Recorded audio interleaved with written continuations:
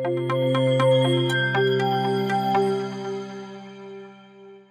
दोस्तों, बहुत बहुत स्वागत है आपका इकोनॉमिक्स हिंदी विद मैथ में। तो आज की इस वीडियो के अंदर हम करने वाले हैं क्लास 12 का 4th चैप्टर। यहाँ पर जो है इसके दो पार्ट डिस्कस कर चुके हैं, जो कि हमारा चैप्टर नंबर 4 है। ये है हमारा क्लास 12 का मैक्रो इकोनॉमिक्स का चैप्टर, सरकारी बजट एवं अर्थव्यवस्था। इसके मैंने दो पार्ट कंप्लीट करा दिए। अगर आपने नहीं देखे तो प्लेलिस्ट में आपको चैनल के मिल जाएंगे, वहां से आप देख सकते हैं। ठीक है, तो चलिए अब हम आगे बढ़ते हैं। हमने यहाँ पिछली बार हमने देख लिया था, यहाँ पर पूंजीगत प्राप्तियां यहाँ पर हमने डिस्कस कर लिया था। अब हम इस वीडियो में डिस्कस करेंगे यहाँ पर जो है कि यहाँ पर जो है राजस्व प्राप्तियां और पूंजीगत प्राप्तियों में अंतर क्या होता है, प्रत्यक्ष कर क्या होता है, ये सारी चीजें आगे हम पढ़ते हैं। ठीक है दोस्तों, अभी तक अगर आप पहली बार चैनल पर आए हैं तो चैनल को सब्सक्राइब करके बेल आइकन को दबा लीजिए, ताकि आपको ऐसी वीडियो जो है हमारी मिलती रहे। दोस्तों, मैं शुरू करने से पहले आपको बताना चाहूंगा कि अगर आप पहली बार चैनल पर आए हैं तो चैनल को सब्सक्राइब करके बेल आइकन को ऑल पर सेट कर लीजिए, ताकि आपको जो है वीडियो की नोटिफिकेशन मिलती रहे। चलिए आज की वीडियो को शुरू करते हैं। यहाँ पर देखते हैं हम यहाँ पर क्या देखने वाले हैं, राजस्व प्राप्तियां और क्या है हमारा पूंजीगत प्राप्तियों में अंतर। हमने पिछली वीडियो में डिस्कस किया था, देख लिया था कि राजस्व प्राप्तियां क्या होती हैं, पूंजीगत प्राप्तियां क्या होती हैं, सरकारी बजट क्या होता है। ठीक है, तो राजस्व बजट क्या होता है, वो सारी चीजें हमने डिस्कस कर ली थी, विस्तार से हमने समझा था। तो अगर आपको नहीं आता है, आपको डाउट है, तो पहले वो वाला पार्ट देखिए। आप जो है वीडियो को जो है बिल्कुल पार्ट बाय पार्ट देखिए, तो आपको पूरा चैप्टर कंप्लीटली समझ में आ जाएगा, पूरी थ्योरी आपको समझ में आ जाएगी। तो चलिए अब हम देखते हैं कि राजस्व प्राप्ति और पूंजीगत प्राप्ति में अंतर क्या होता है। ठीक है, ये हम देख लेते हैं। तो यहाँ पर राजस्व प्राप्ति, जैसे कि मैंने आपको बताया था कि जब भी राजस्व प्राप्ति होती है कि यहाँ पर सरकार से जब भी पैसा मिलता है, कि अगर मैं बात करूँ सरकार की, ठीक है, अगर मैं बात करूँ सरकार की, तो सरकार से जब सरकार को राजस्व प्राप्ति कैसे होती है, सरकार एक राजा की तरह काम करती है। ठीक है, और राजा की तरह काम करती है, तो सरकार जो है फ्री में पैसा लेती है। तो सरकार को जो है फ्री में कुछ ना कुछ मिलता है, प्राप्ति होती है। अगर यहाँ पर, और उसके बाद अगर पूंजीगत प्राप्ति की बात करें तो इसमें क्या होता है कि पूंजीगत प्राप्ति में सरकार की देयता उत्पन्न होती है। अर्थात अगर ये सरकार को पैसे की जरूरत है और सरकार किसी तीसरे आदमी से या तीसरी संस्था से पैसा उधार लेती है, तो सरकार को उधार लिया गया पैसा चुकाना पड़ेगा। इसकी सरकार की देयता उत्पन्न हो जाती है, यानी इसको देना पड़ेगा। ठीक है, लेकिन राजस्व प्राप्ति में इसको पैसा मिलेगा तो इसको देना नहीं पड़ेगा, वापस देना नहीं पड़ेगा। ठीक है, इसकी संपत्ति में वृद्धि होती है। तो आपको याद रखना था, राजस्व एक वित्तीय वर्ष के अंदर जब सरकार की परिसंपत्ति में वृद्धि होगी तो राजस्व प्राप्तियां कहलाएगी। ठीक है, उसके बाद जब यहाँ पर वित्तीय वर्ष के अंदर जब इसकी प्राप्ति होगी, यानी यहाँ पर जो है सरकार की समृद्धि जो है मतलब बढ़ेगी, और उसके साथ ही उसकी देयता भी उत्पन्न होगी। ठीक है, यानी देयता उत्पन्न मतलब कि इसको देना पड़ेगा, अगर उधार लिया है तो देना पड़ेगा। तो ये पूंजीगत प्राप्ति के अंतर्गत आएगा। ठीक है, तो अब आपको यहाँ क्लियर हो गया। चलिए अब देखते हैं पॉइंट। ये सरकार की परिसंपत्ति को कम नहीं करती। कहने की बात बिल्कुल सही है यहाँ पर कि सरकार ने अगर कहीं से सरकार के पास कोई पैसा आया है, ठीक है, सरकार के पास अगर कहीं से भी पैसा आया है, तो देखिए अभी हमें आपको पता होगा कि जब भी हमें कोई चीज मिलती है, ठीक है, मान लीजिए ये एक व्यक्ति है, जब भी इसको अगर किसी भी चीज की जरूरत होगी तो उसके बदले में, ठीक है, अगर किसी चीज की इसको जरूरत है तो उसके बदले में इसको कुछ देना पड़ेगा। मान लीजिए यहाँ पर इस व्यक्ति को एक मोटरसाइकिल चाहिए, ठीक है, मतलब इस तरह से एक बाइक की जरूरत है। अब यहाँ पर एक बाइक की जरूरत है, तो यहाँ पर इस बाइक को खरीदने के लिए ये व्यक्ति कुछ ना कुछ देगा। ठीक है, यहाँ पर देना पड़ेगा। वो पैसे हो सकते हैं, ठीक है, चेक हो सकता है, तो कुछ भी देना पड़ेगा। यहाँ पर प्रॉपर्टी हो सकती है, तो कुछ भी यहाँ पर एक बाइक खरीदने के लिए देना पड़ेगा। ठीक है, फ्री में नहीं मिलेगी। लेकिन इसमें क्या होता है, राजस्व प्राप्ति में सरकार को फ्री में चीजें मिलती हैं। ठीक है, और यहाँ पर पूंजीगत में ये वाला सिस्टम होता है कि अगर सरकार ने लिया है, कुछ पैसा लिया है, तो पैसे के बदले उसको चुकाना पड़ेगा, देयता उत्पन्न होती है। तो यहाँ पर इसकी जो परिसंपत्ति है, अब सरकार को कुछ देना ही नहीं है, यानी बस लेना है। तो सरकार की परिसंपत्ति, मान लीजिए सरकार की इसके अंदर ये खजाना है यहाँ सरकार का, तो सरकार का खजाना कम होगा ही नहीं, क्योंकि सरकार को कुछ देना ही नहीं पड़ रहा है, सिर्फ मिल रहा है। तो यहाँ पर सरकार का जो है कुछ भी खत्म नहीं होने वाला है। यहाँ पर बिल्कुल सरकार के पास यहाँ पर पैसा आएगा, जाएगा नहीं। ठीक है, पैसा जाएगा नहीं, आएगा पैसा, सिर्फ पैसा आएगा। उसके बाद पूंजीगत में क्या होता है, सरकार की परिसंपत्ति में कमी आ जाती है। क्यों? सरकार अगर पैसा इस व्यक्ति संस्था से उधार ले रही है तो उसको चुकाना भी पड़ेगा। तो यहाँ पर जैसे ही ये सरकार पैसा आएगा, सरकार पैसा जो है खर्च करेगी चीजों पर, ठीक है, अलग अलग चीजों पर खर्च कर देगी। उसके बाद यहाँ पर क्या होगा, इसको जो खर्च कर दिया पैसा उसको चुकाना भी तो पड़ेगा। यहाँ पर इस व्यक्ति से लिया था तो ये थोड़ी बैठेगा, ये तो मांगेगा हमारा पैसा दो, तो ये सरकार को देना पड़ेगा। तो ये अपने सरकार अपने खजाने में से निकाल के इसको पैसा देगी, ठीक है। तो इससे परिसंपत्ति मान सकते हैं हम, ये परिसंपत्ति, तो परिसंपत्ति सरकार की कम होगी। उसके बाद आती है सरकार के दायित्व में वृद्धि नहीं होती, ठीक है। जो दायित्व है कि मतलब अगर हमने किसी चीज से, अगर किसी से सरकार ने पैसा लिया है तो उसका दायित्व बनता है कि वो वापस करे। लेकिन इस स्थिति में, राजस्व प्राप्ति वाली स्थिति में कोई दायित्व नहीं है, वो पैसा ले लेगी लेकिन वापस नहीं देगी। जैसे कि राजा क्या करते थे, राजा जो है यहाँ पर अगर राजा राज करते थे तो वो प्रजा से क्या करते थे, कर वसूल करते थे। उसी तरह से ये टैक्स सरकार क्या करती है, टैक्स वसूल करती है, ठीक है। बहुत सारी यहाँ पर संस्थाएं होती हैं सरकार की जिससे पैसा कमाती है, ठीक है। तो उसके बदले में इसको सरकार को देना नहीं पड़ता है। लेकिन यहाँ पर जो है ऐसे ही राजा किया करते थे पहले। उसके बाद ये राजा जो है जनता से पैसा ले लेते थे, उसके बदले में उन्हें कुछ भी नहीं देते थे। यहाँ पर क्या है, ये सरकार यहाँ पर पूंजीगत में क्या हो जाएगा, ये सरकार के दायित्व में वृद्धि करती है, दायित्व में वृद्धि करेगी।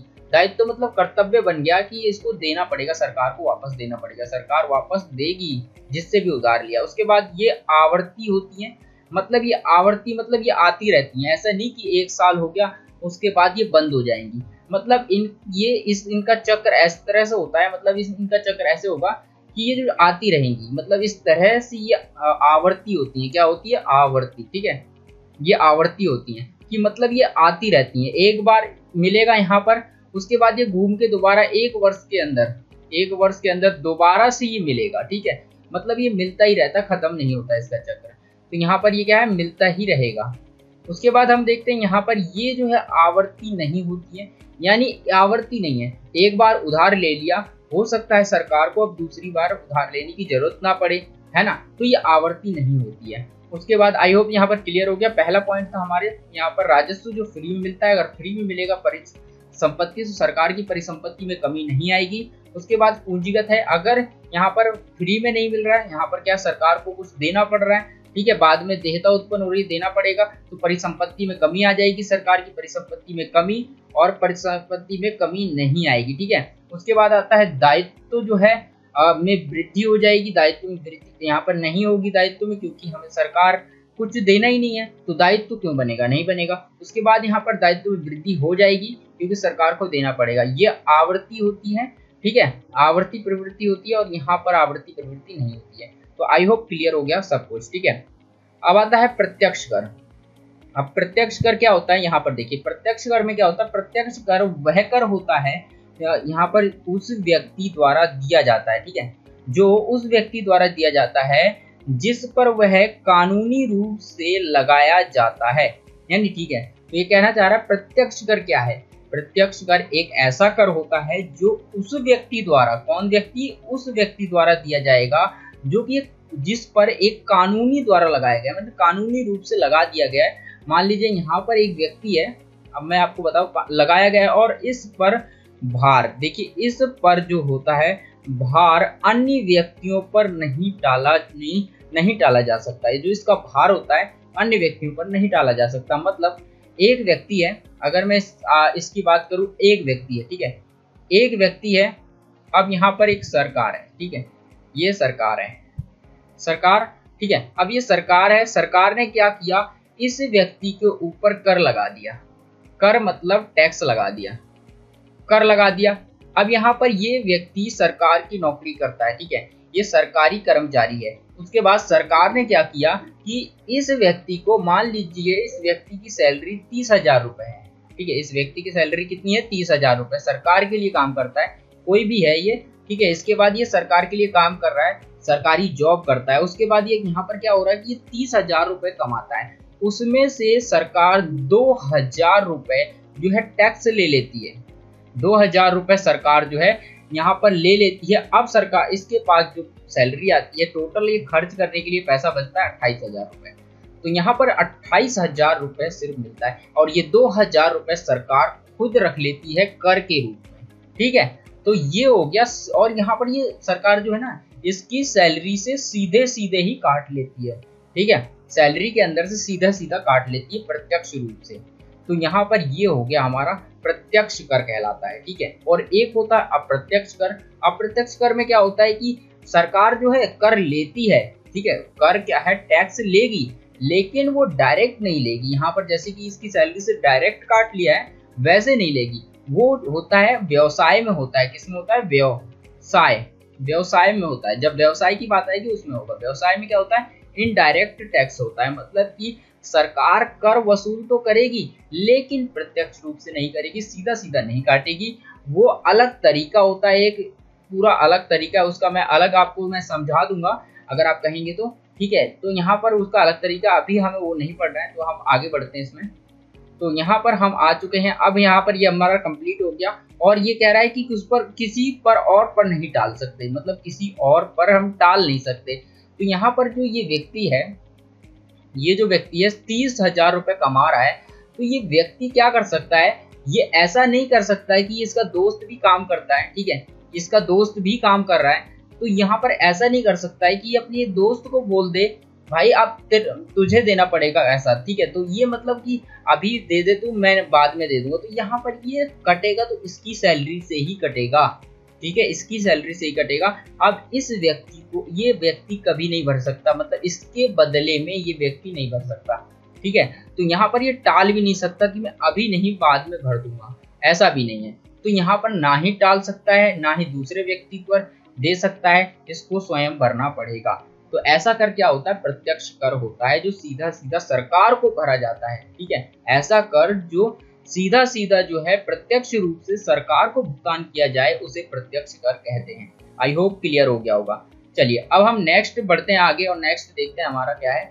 उदाहरण जैसे आयकर। आयकर जैसे कि मैंने बताया आय, इनकम कर। ठीक है, इनकम टैक्स होता है। तो जैसे इनकम हमारी जो होगी, व्यक्ति की इनकम होगी, वो क्या है, उसकी आय से ही काट लिया जाएगा, इनकम से ही काट लिया जाएगा। उसके बाद संपत्ति कर, जिसके पास संपत्ति है तो उसको कर देना पड़ता है संपत्ति पर। ठीक है, तो टैक्स देना पड़ता है। उसके बाद हम देखते हैं अप्रत्यक्ष कर क्या है। अप्रत्यक्ष कर हमारा जो मैंने अभी आपको बताया था कि ये डायरेक्ट नहीं होता, ये इनडायरेक्ट होता। तो यहाँ पर देखिए अप्रत्यक्ष कर वे कर हैं जो लगाए तो जाते हैं, यानी लगाए तो किसी एक व्यक्ति पर होते हैं।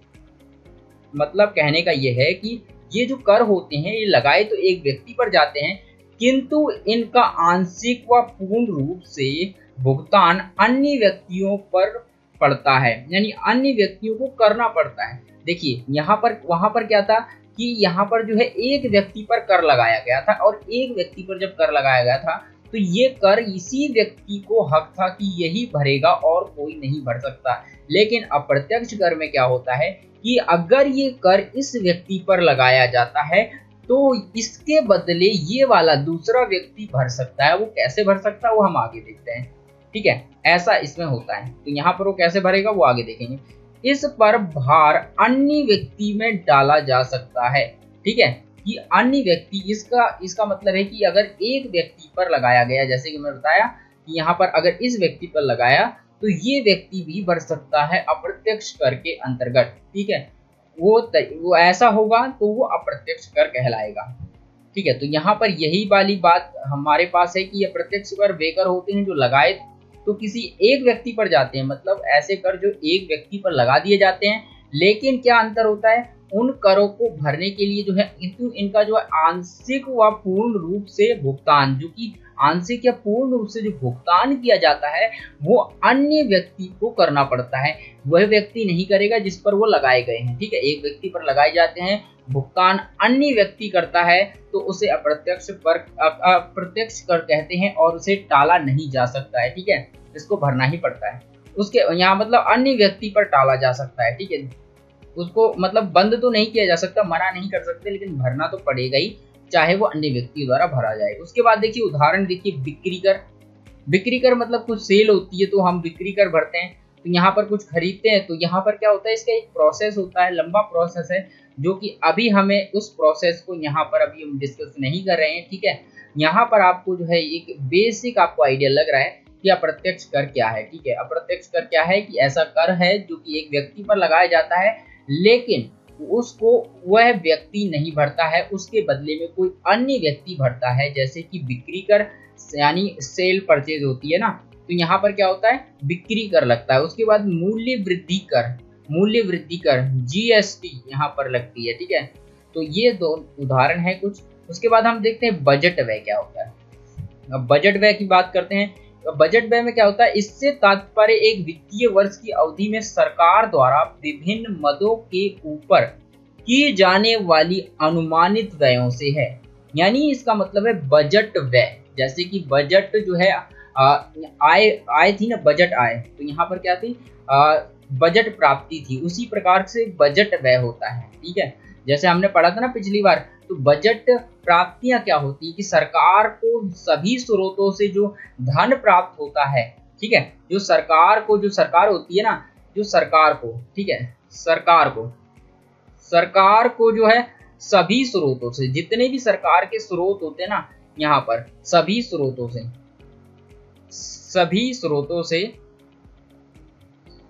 से जब धन प्राप्त होता है, तो सभी स्रोतों से जब धन प्राप्त हो जाता है ना सरकार को, तो उसे हम क्या कहते हैं, बजट प्राप्ति कहते हैं। ठीक है, बजट बजट प्राप्तियां कहेंगे। ठीक है, तो ये बजट प्राप्तियां हो गई। उसके बाद बजट व्यय हो गया। अब बजट व्यय क्या होता है, बजट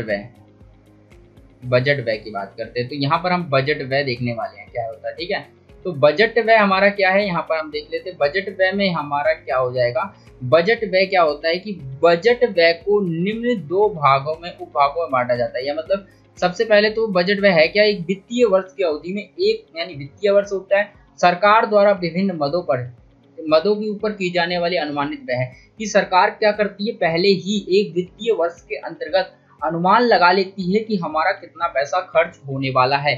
ठीक है, तो उसका जो विवरण होता है, उसका जो अनुमानित विवरण होता है, अनुमान जो लगाया जाता है, तो वो जो व्यय होता है, ठीक है, अनुमानित व्यय होता है कि मान लीजिए, यहाँ पर मैं एग्जांपल देता हूँ तो आपको और अच्छे से समझ में आएगा।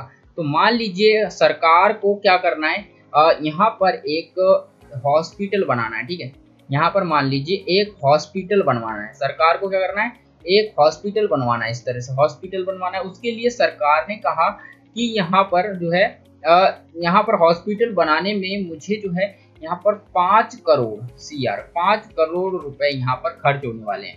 ठीक है, एक छोटा हॉस्पिटल, या मैं इसको मान लेता हूँ कि ये हॉस्पिटल बनाने में 10 करोड़ रुपए खर्च होंगे कि एक हॉस्पिटल बनवाना है, और हमें इस हॉस्पिटल को बनाने में, एक बड़ा हॉस्पिटल है और यहाँ पर जो है 10 करोड़ रुपए खर्च होने वाले हैं।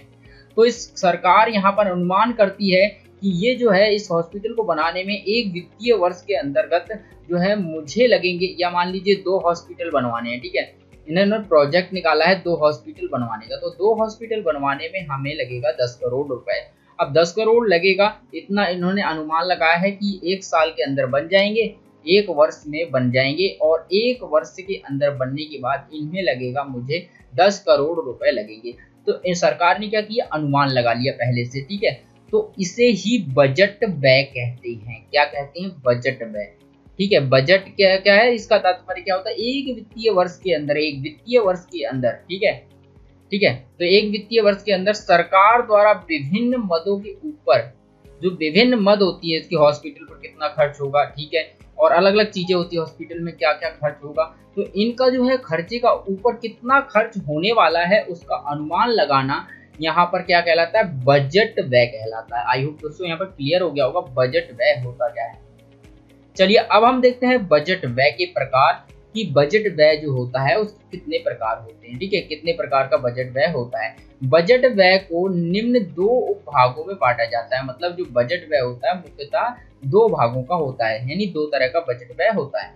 अब वो कौन सा होता है 2 तरह का बजट व्यय, उसको हम डिस्कस करते हैं। पहला होता है राजस्व व्यय, दूसरा होता है पूंजीगत व्यय। जैसे कि प्राप्तियां थी, हमने बजट प्राप्तियां देखा था। ठीक है, बजट प्राप्ति थी, और बजट प्राप्ति क्या थी, बजट में क्या था, 2 प्रकार की प्राप्तियां होती थी, हमने पिछली वीडियो में देखा था। मतलब अगर आपको नहीं पता है ना, पिछली वीडियो जरूर देखें, इसके सभी पार्ट जो है 1 बाय 1 एक तरफ से देखें, स्टेप बाय स्टेप, तो आपको पूरा क्लियर हो जाएगा, एक भी डाउट नहीं रहेगा। ठीक है, अगर यहाँ पर हम बात करें कि राजस्व व्यय क्या है, पूंजीगत व्यय क्या है, जैसे राजस्व प्राप्ति थी वैसे ही जो है राजस्व व्यय होता है, उसी प्रकार से पूंजीगत, यहाँ पर पूंजीगत व्यय प्राप्ति थी उसी प्रकार से पूंजीगत व्यय होता है। बस यहाँ पर क्या है, यहाँ पर प्राप्ति थी और यहाँ पर अब व्यय लगा दिया गया है। क्या करा है, यहाँ पर प्राप्ति की जगह जो है व्यय कर दिया गया है, और यहाँ पर देखिए प्राप्ति की जगह क्या था, प्राप्ति, यहाँ पर प्राप्ति की जगह व्यय का यूज कर दिया गया है। ठीक है, अब हम देखेंगे राजस्व व्यय की बात करते हैं। राजस्व व्यय होता क्या है, ये सरकार की परिसंपत्ति में वृद्धि नहीं करता। राजस्व की बात करिए, जैसा मैंने आपको बताया था, शब्दों से आपको समझना है इसका मतलब क्या होता है। तो राजस्व की बात की जा रही है। राजस्व का मतलब हो गया कि यहाँ पर सरकार ने अपनी परिसंपत्ति में कोई वृद्धि नहीं की। सरकार ने जब पैसा, राजस्व प्राप्ति में क्या होता था कि सरकार जो होती थी, यहाँ पर अगर मैं सरकार यहाँ पर लिखूं, ठीक है, सरकार, ठीक है, तो सरकार यहाँ पर जो होती थी हमारी, सरकार क्या करती थी, पैसा कमाती थी। मतलब सरकार को पैसा मिलता था फ्री में। ठीक है, सरकार को पैसा मिलता था फ्री में। तो इस सरकार को जब पैसा फ्री में मिला है तो वो फ्री वाला पैसा फ्री में ही लगाएगी लोगों के कल्याण के लिए। ठीक है, तो इससे क्या होगा, सरकार की परिसंपत्ति में वृद्धि तो होगी नहीं, लेकिन अगर सरकार ने ये पैसा जो फ्री में मिला है, अगर ये ऐसे काम में लगाया होता जिससे सरकार को इनकम होती, ठीक है, इनकम होती, तो उससे क्या होता, यहाँ पर क्या होता कि परिसंपत्ति में वृद्धि हो जाती। लेकिन यहाँ पर सरकार जो फ्री में मिला है वो फ्री में मतलब लगा देती है, उसके बदले में उसको कुछ भी नहीं मिलता है। जैसे कि स्वास्थ्य पर यानी खर्च करती है। ठीक है, लोग जो है आपने देखा होगा, सरकार जो है शिक्षा पर खर्च करती है। सरकारी स्कूल होते हैं जहां पर जो है यहाँ पर शिक्षा जो होती है फ्री होती है, फ्री। ठीक है, शिक्षा जो होती है फ्री बच्चों को दी जाती है। तो कैसे पॉसिबल है, वो इसी से पॉसिबल है। ठीक है, राजस्व व्यय से। तो राजस्व व्यय करती है सरकार, यानी खर्च करती है शिक्षा पर। अब आप सोच रहे होंगे कि सरकार के पास पैसा आता कहाँ से है कि अब जो यानी सरकार शिक्षा पर व्यय कर रही है, इतना खर्च कर रही है, सड़कें बनवा रही है फ्री में, लोग यूज कर रहे हैं, तो ये पैसा सरकार के पास कैसे आ रहा है, वो राजस्व व्यय के बदौलत आ रहा है, राजस्व व्यय के जरिए आ रहा है। ठीक है, और वो राजस्व व्यय से जो पैसा आता है, उस पैसे को सरकार लोगों के कल्याण के लिए, सड़कें बनवाना, पुल बनवाना, ठीक है, और अच्छा पेयजल उपलब्ध करवाना, तो इस तरह से जो है इन कामों में शिक्षा और अच्छी शिक्षा देना, तो यहाँ पर इस तरह से इन कामों पर सरकार पैसा खर्च करती है। तो इससे क्या होगा, सरकार की परिसंपत्ति में जो पैसा है सरकार के पास, वो वृद्धि नहीं होगी। जो सरकार का जो बैंक था उसके अंदर वृद्धि नहीं होगी, मतलब वो बैंक एक सीमा तक इतना ही रहेगा, बढ़ेगा नहीं। ठीक है, उसके बाद ये सरकार जो है, सरकार के दायित्व में कोई कमी नहीं करता। मान लीजिए यहाँ पर मैंने आपको एग्जाम्पल क्या दिया था, एग्जाम्पल मैंने अभी आपको दिया था यहाँ पर कि सरकार, ये जो है यहाँ पर एक व्यक्ति है, यहाँ पर एक व्यक्ति था, यहाँ से इस व्यक्ति से सरकार ने उधार लिया था पैसा। ठीक है, और उधार लेगी तो सरकार को वापस भी करना पड़ेगा पैसा। तो यहाँ पर जब वापस करना पड़ेगा पैसा, तो यहाँ पर क्या करती है, सरकार के दायित्व में कमी नहीं आती। जब ये राजस्व की बात करेंगे तो सरकार ने जो यहाँ पर क्या होगा, दायित्व उत्पन्न ही नहीं हुआ, यानी कमी क्यों आएगी, जब दायित्व ही नहीं बना इसमें तो दायित्व कमी नहीं आएगी। मान लीजिए यहाँ पर 200 करोड़ रुपए इस व्यक्ति को देने हैं, सरकार देने वाली है, यानी इसने 200 करोड़ लिए थे, सरकार ने लिए थे और सरकार को जरूरत थी, उसके बाद अब सरकार को वापस करने 200 करोड़ रुपए, तो यहाँ पर ये राजस्व से वापस नहीं करेगी। ठीक है, यहाँ पर दायित्व में कमी नहीं आएगी, ये इसका पैसा नहीं लगा सकती, इसमें सीधी सी बात है। ठीक है, जैसे कि ब्याज का भुगतान नहीं कर सकती सरकार, आर्थिक सहायता, ठीक है, तो ये किस में लगती है, जैसे कमी नहीं आती। यहाँ पर क्या है, ब्याज का भुगतान, आर्थिक सहायता, कानून व्यवस्था बनाए रखने पर व्यय करती है। तो सरकार कहाँ करती है, जो ब्याज होता है उसका भुगतान कर सकती है, आर्थिक व्यवस्था, आर्थिक सहायता में करती है, कानून व्यवस्था बनाए रखने में बहुत ज्यादा पैसा खर्च करती है। तो और उसके बाद आवर्ती प्रवृत्ति की होती है। तो यहाँ पर क्या होता है, ये जो है आवर्ती प्रवृत्ति का होता है राजस्व, आपको हमेशा याद रखना है। कैसी प्रवृत्ति होती है, आवर्ती होती है। अब आपको क्लियर हो गया कि यहाँ पर राजस्व व्यय क्या होता है। राजस्व व्यय मतलब जो फ्री में पैसा बांटती है सरकार, वो है राजस्व व्यय, कि सरकार का दायित्व कम नहीं होता, उसके बदले में कुछ भी नहीं मिलेगा। उसके बाद आता है पूंजीगत व्यय। अब पूंजीगत व्यय क्या है हमारा, पूंजीगत व्यय हम देख लेते हैं। ये सरकार की परिसंपत्ति में वृद्धि करते हैं। जो ये जो होता है ना, ये सरकार की परिसंपत्ति में वृद्धि करता है। जो सरकार की परिसंपत्ति उसको बढ़ा देता है। ठीक है, तो देख क्यों वृद्धि करेगा, क्योंकि यहाँ पर अब देखिए वृद्धि कैसे करेगा वो मैं आपको बताता हूँ। जैसे कि जो सरकार है, यहाँ पर सरकार ने 200 करोड़ रुपए इस व्यक्ति से लिए। अब सरकार ने ये 200 करोड़ रुपए कहीं ना कहीं तो लगाए होंगे। ठीक है, कहीं ना कहीं तो इसमें लगाए होंगे। जैसे कि मान लीजिए एक एरोप्लेन सेवा, ठीक है, एरोप्लेन की सेवा है, हवाई जहाज सेवा, इस तरह से हवाई जहाज सेवा उपलब्ध करवाई, एक प्लेन बनवाया और वहां पर ये उड़ाने के लिए मतलब लगा दिया। तो इससे क्या होगा, जितनी भी प्लेन से इनकम होगी सरकार की वो सरकार को मिलेगी, जिससे सरकार दोबारा से अपना खर्चा चुका देगी। तो इस तरह से जो है वायुयान की सुविधा उपलब्ध कराई सरकार ने पैसे लेके, उससे वायुयान की सुविधा हुई, उससे क्या होगा, सरकार को इनकम होगी। तो इससे क्या होगा, परिसंपत्ति में वृद्धि होगी सरकार की। तो यहाँ पर पूंजीगत व्यय में क्या होता है, परिसंपत्ति में वृद्धि होती है। उसके बाद सरकार के दायित्व में कमी आती है। कमी आती है मतलब कि सरकार को 200 करोड़ देना था, तो ये क्या करेगी, देना है, इसका दायित्व है कि ये सरकार इस व्यक्ति को 200 करोड़ रुपए दे। तो यहाँ पर क्या करेगी, ये सरकार की दायित्व में कमी कैसे लाएगा। अब यहाँ पर सरकार को पैसा देना है तो यहाँ से पैसा मिलेगा और सरकार जो है पैसे को जो है यहाँ से जहाँ से लिए थे उसको चुकाएगी। ठीक है, यहाँ पर पैसा देगी। तो इससे क्या होगा, सरकार के दायित्व में कमी आएगी। जैसे कि यहाँ पर विद्यालय भवनों का निर्माण कराती है सरकार। ठीक है, विद्यालय भवनों का निर्माण कराती है तो वहां से क्या है, थोड़ी बहुत फीस भी ली जाती है यहाँ पर। उसके बाद आता है पुराने ऋणों का भुगतान करती है। ठीक है, वित्तीय परिसंपत्ति क्रय इत्यादि ये कर सकती है सरकार। ये आवृत्ति विवृत्ति के नहीं होते हैं। ठीक है, लगातार ये नहीं चलते हैं। तो आइए दोस्तों यहाँ पर क्लियर हो गया। अगर कोई डाउट है तो जरूर पूछिए अभी तक, और वीडियो आपको पसंद आ रही है तो वीडियो को लाइक जरूर कर दें और कमेंट करके हमें बताइए कि आपको अगली जो वीडियो है किस टॉपिक पर चाहिए। ठीक है, वो आपके लिए हम बनाएंगे और जो है आप अपना जो है कमेंट कर सकते हैं आपको अगर कोई डाउट है तो। पूंजीगत व्यय में हम आपको एक बार और समझ लीजिए पूंजीगत व्यय क्या है। ये सरकार की परिसंपत्ति में वृद्धि करते हैं, सरकार के दायित्व में कमी करते हैं। ठीक है, यानी व्यय है। अब पूंजी से समझिए, आपको ऐसे कंफ्यूज जाएगा, आपने बहुत सारे पढ़े हैं तो यहाँ पर हमने 4 पॉइंट पढ़े हैं। इसको मैं नेक्स्ट वीडियो में क्लियर करूंगा कि ये क्या चीज है, सारे के सारे हम कंपेयर करेंगे जिससे आपका कंफ्यूजन बिल्कुल क्लियर हो जाएगा। तो यहाँ पर क्या है कि हम यहाँ पर आपको शब्द से देखना, पूंजीगत, पूंजी की बात हो रही है यानी फ्री में कोई काम नहीं हुआ, और व्यय की बात करते हैं, व्यय मतलब कि खर्चे की बात हो रही है। ठीक है, ऐसा खर्चा जो कि फ्री में नहीं करना है हमको, उसके बदले में हमें कुछ मिलेगा। ठीक है, पूंजी से हम ये समझ लेते हैं कि हम कुछ खर्चा, यानी सरकार जो है, सरकार कुछ खर्चा करने वाली है, सरकार यानी कुछ खर्चा करने वाली है जिसके बदले में सरकार को कुछ ना कुछ पैसा मिलेगा। ठीक है, ये फ्री में सरकार नहीं करने वाली है, सरकार कुछ पैसा खर्च करने वाली है जिसके बदले में सरकार को कुछ ना कुछ मिलेगा।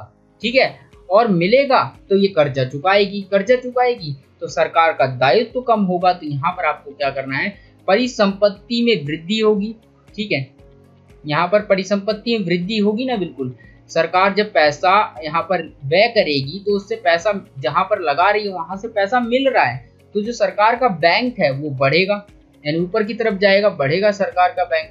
ठीक है, यानी परिसंपत्ति में वृद्धि हो रही है, सरकार के दायित्व में कमी आ रही है साथ में, यानी पैसा चुका भी पा रही है वो, तो दायित्व में भी कमी आएगी। तो बस आपको याद रखना है, 2 शब्द याद रखने हैं, परिसंपत्ति और दायित्व। अगर आपने ये सही से लिख दिए ना तो आपको ये नंबर तो मिल जाएगा इसका डेफिनेशन का पक्का। ठीक है, अब हम जो है अगला टॉपिक जो है नेक्स्ट है राजस्व घाटा, इसको हम पढ़ेंगे नेक्स्ट वीडियो में और हम समझेंगे उसके बाद सबको हम समझेंगे, चारों पॉइंट क्या क्या होते हैं, राजस्व जो है, पूंजीगत व्यय, और सारी चीजें हम डिटेल में कंपैरिजन करेंगे, तो जिससे आपका कंफ्यूजन आपका जो है बिल्कुल दूर हो जाएगा। आप जो है कोई भी आ जाए, राजस्व व्यय, राजस्व पूंजी, आप पूरी तरह से आप जो है लिख सकते हैं आसानी से। तो आई होप दोस्तों ये वीडियो पसंद आई होगी। तो चलिए अब हम मिलते हैं आपको किसी ऐसी ही और वीडियो में।